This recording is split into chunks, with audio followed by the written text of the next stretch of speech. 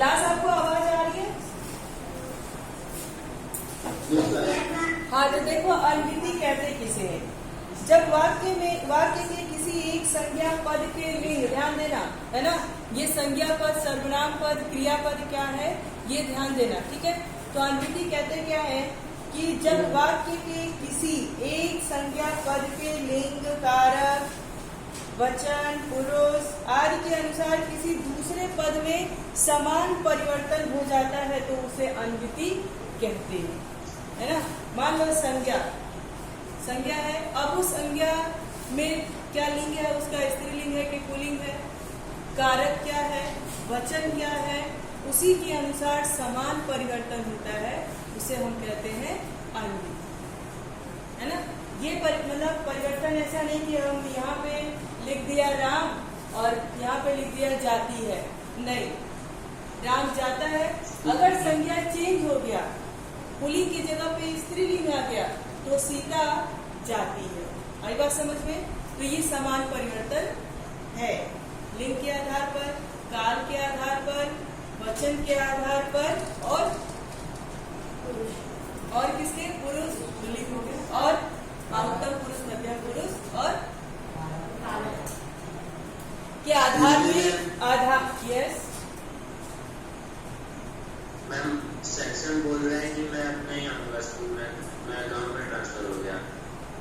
Section बोल रहे हैं कि मैं स्कूल नहीं आऊंगा, गांव में ट्रांसफर हो गया, तो उसको आप, चलो ठीक है कोई बात नहीं, मैं देखूंगी। नंबर वही वाला भेजना मुझे, किसने बात की थी ये? मैंने कुछ नहीं, मुझे नंबर भेजना जिस नंबर से बात हुई है, और शुभम भी भेजना, दोनों नंबर अगर एक होगा तो बहुत बढ़िया बात है ना। तो जरा भेजना मुझे। हाँ,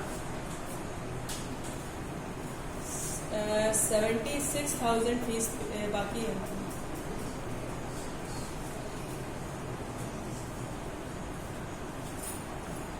ऐसे थोड़ी होता है कि चोरी से माल चलो।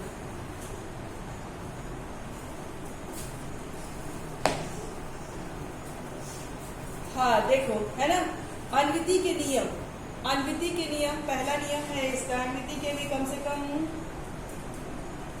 मतलब अलग अलग उससे संज्ञा से लेकर के और आपका संज्ञा, सर्वनाम, विशेषण, विशेष आदि में अलग अलग है ना। तो पहला उदाहरण है इसका, अन्विति का नियम है कि कर्ता, कर्म और क्रिया की अन्विति, कर्ता, कर्म और क्रिया की अन्विति, यानी इसका मेल कैसे, ठीक है।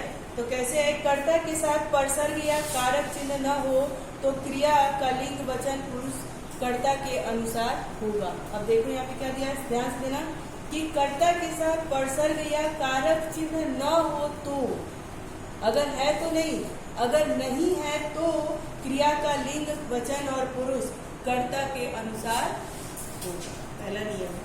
अगर नहीं है तो, अब देखिए जैसे यहाँ पे दिया है कि निधि खाना बनाती है, निधि क्या करती है, खाना बनाती है। अब आप इसमें बताइए कि इसमें कोई परसर्ग या कारक चिन्ह है? नहीं ना, ऐसा तो नहीं है कि निधि खाना को बनाती है, नहीं है, तो निधि खाना बनाती है, यानी इसमें परसर्ग या कारक चिन्ह नहीं है। तो कर्ता के, इसमें क्या दिया, नहीं है, तो क्रिया का लिंग, वचन और पुरुष कर्ता के अनुसार होगा। तो जो इसमें बनाना क्या है, क्रिया है, तो वो किसके अनुसार है, कर्ता के अनुसार है। ऐसा तो नहीं है कि निधि स्त्रीलिंग है और हमने लिख दिया कि खाना बनाता है, नहीं है ना, इसके अनुसार है, ठीक है। ये तो नहीं है कि निधि एक वचन है और खाना बनाते हैं, ऐसा तो नहीं है, कर्ता के अनुसार ही उसका क्रिया है ना। तो यही नियम कह रहा है कि यदि परसर्ग या कारक चिन्ह नहीं होगा तो कर्ता के अनुसार ही क्रिया जो है, लिंग, वचन, कारक, पुरुष के अनुसार कर्ता के आधार पर ही होगा। कर्ता जो होगा, मेल होगा तो उसके अनुसार, फीमेल होगा तो उसके अनुसार, एक वचन में होगा तो उसके अनुसार, उत्तम पुरुष, मध्यम पुरुष और लिंग पुरुष में होगा तो उसके अनुसार। आई बात समझ में? तो उसके अनुसार होगा, ठीक है। हाँ, दूसरा नियम कहता है कि कर्ता के साथ परसर्ग या कारक चिन्ह हो तो क्रिया हो तो क्रिया का लिंग वचन और पुरुष कर्म के आधार पर होगा। अगर नहीं है तो कर्ता के आधार पर होगा, अगर है तो किसके आधार पर होगा? कर्म के आधार पर होगा। जैसे राधा ने निबंध लिखा, इसमें कर्म क्या है? किसके ऊपर राधा कर्म कर रही है? राधा ने खाना को बनाया, राधा किसके ऊपर कर्म कर रही है? तो इसकी जो क्रिया है वो कर्म के अनुसार है या नहीं है? है ना? तो यही वो कह रहा। पहले में क्या कह रहा? पहले नियम में कि यदि उस क्रिया उसमें एक कर्ता के साथ परसर्ग या कारक चिन्ह या विभक्ति चिन्ह, कभी कभी बोल देगा, विभक्ति चिन्ह नहीं है तो क्रिया कर्ता के अनुसार ही होगा। ठीक है? और विभक्ति चिन्ह हो तो कर्म के अनुसार। दो चीज क्लियर हो गया? आगे देखो, तीसरे में है कि कर्ता और कर्म दोनों के साथ परसर्ग या कारक चिन्ह हो तो क्रिया सदैव पुल्लिंग एक वचन अन्य पुरुष वचन में ही रहती है। जैसे माँ ने बच्चे को सुलाया, माँ ने बच्चे को, इसमें कर्ता कौन है? कर्म क्या है? और बच्चा क्या है? कर्म है। और दोनों में ही क्या है? परसर्ग है। परसर्ग है तो क्रिया किसके आधार पे हो गई?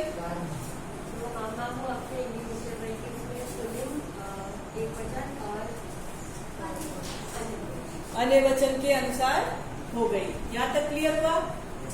कोई दिक्कत यहाँ तक? आगे देखो।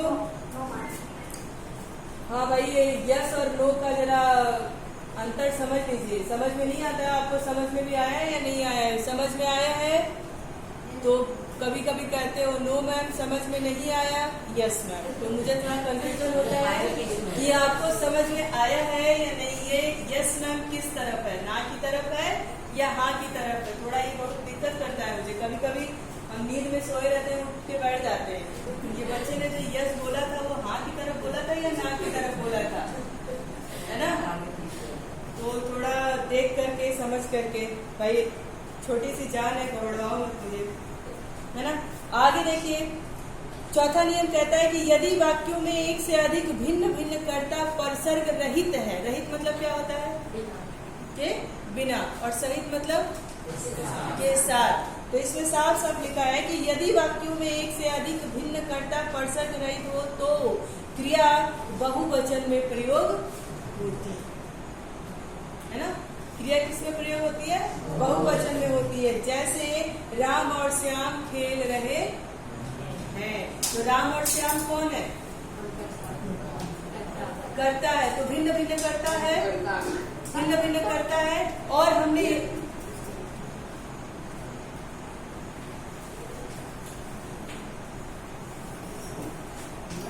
बाहर जाओ, मुंह धुल करके पानी पी के आओ।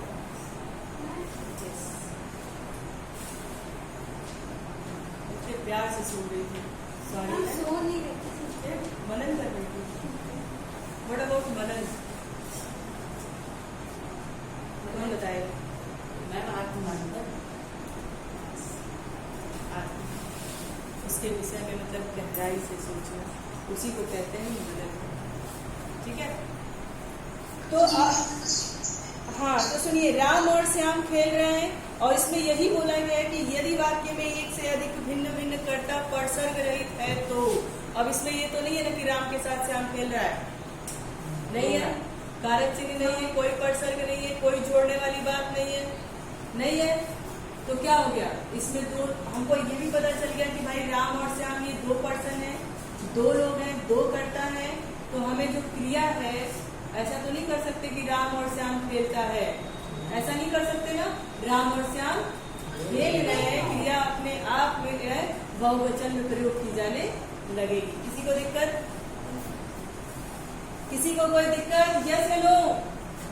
दिक्कत है तो यस, क्लियर, ठीक है ना? आप अच्छा बोले हो भाई कुछ लोग, है ना? तो देखो, और है क्या? सीता और गीता पढ़ रही है, दो भिन्न भिन्न करता है, सीता भी है और कर्ता भी है, सीता और गीता है। दो भिन्न करता है और ये काम क्या कर रहे हैं, पढ़ने का काम कर रहे हैं, क्रिया हो रही है। तो अब इसमें ये परसर्ग रहित है।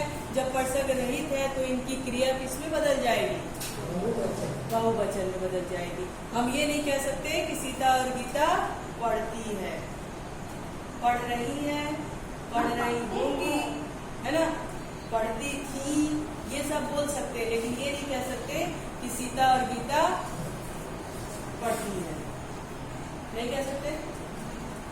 अब देखिए पांचवा नियम कहता है कि एक से अधिक भिन्न लिंग, हाँ ठीक है, पांचवा नियम देखो, अभी तो भिन्न भिन्न कर्ता की बात हो रही थी, लिंग की बात नहीं हो रही थी, है ना। अब अगले नियम में लिंग कर्ता दो हो जाएंगे पर भिन्न भिन्न लिंग के, एक स्त्रीलिंग की पुल्लिंग का हो जाएगा। अब देखो नियम क्या कहता है, कहता है कि एक से अधिक भिन्न लिंगों में कर्ता हो तो क्रिया अंतिम कर्ता लिंग के अनुसार होती है। मान लो दो कर्ता है, एक देवांश है और एक श्रेया है, ठीक है। तो इस नियम में कहता है कि अगर ऐसा है तो जो क्रिया है, जो अंतिम कर्ता है, उसके अनुसार है। अगर पहले देवांश का नाम आ गया, पहला कर्ता देवांश है, दूसरी कर्ता श्रेया है, तो क्रिया श्रेया के अनुसार होगी।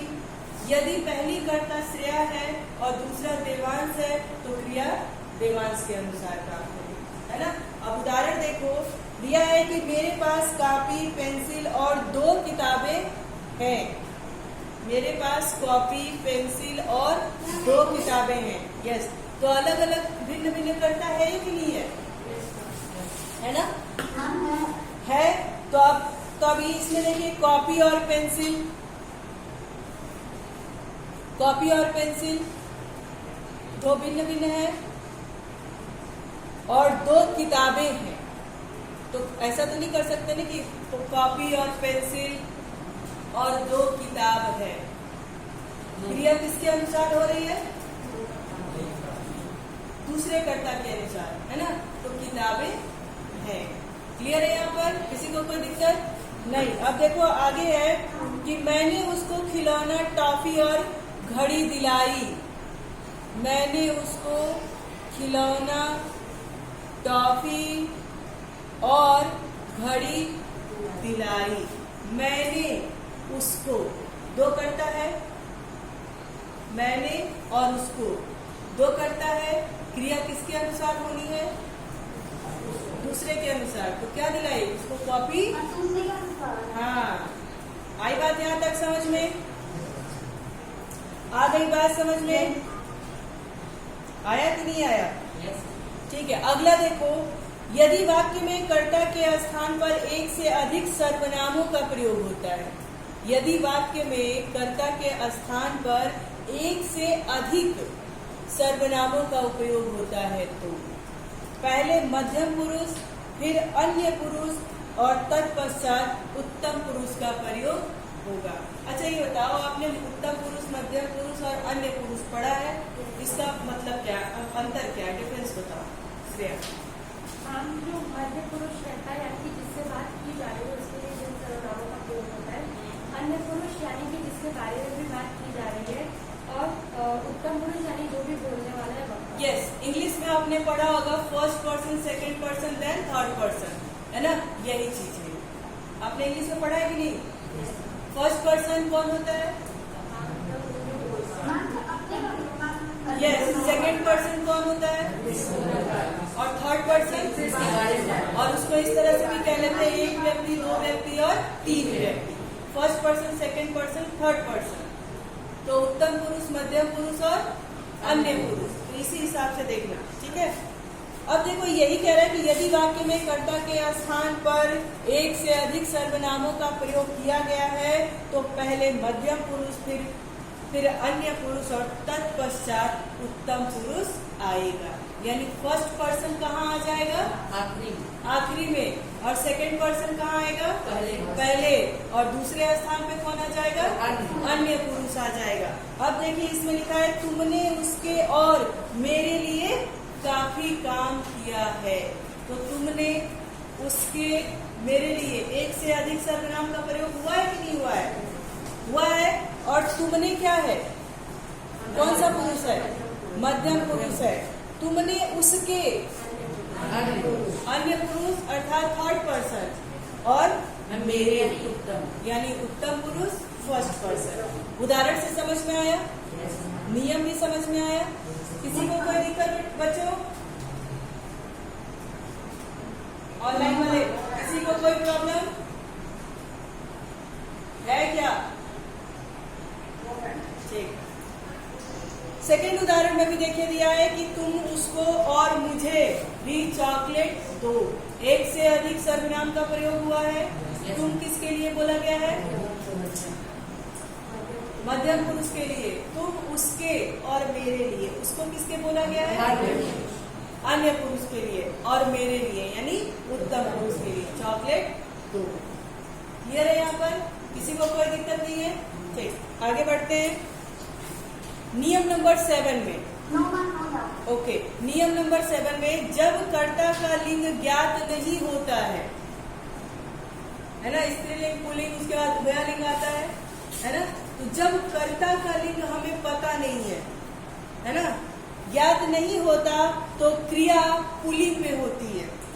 ध्यान रखना, जब कर्ता का लिंग हमें नहीं पता कि वो स्त्रीलिंग है, पुरुष लिंग है, नपुंसक है, उभयलिंग है, जो भी है ना। नपुंसक लिंग को ही आप जब बड़ी क्लास में जाओगे तो उभयलिंग में पढ़ोगे आप, ठीक है ना। हमें नहीं पता तो क्या हो जाएगा? क्रिया किसके अनुसार जाएगी? पुल्लिंग के अनुसार जाएगी। जैसे यहाँ पर दिया है कोई खड़ा है, यस का कोई खड़ा है। अब देखो कोई खड़ा है, हमें पता है क्या कि वो लड़की खड़ी है या लड़का खड़ा है? नहीं पता है। तो अब ये क्रिया किसके अनुसार चली जाएगी? किसके अनुसार?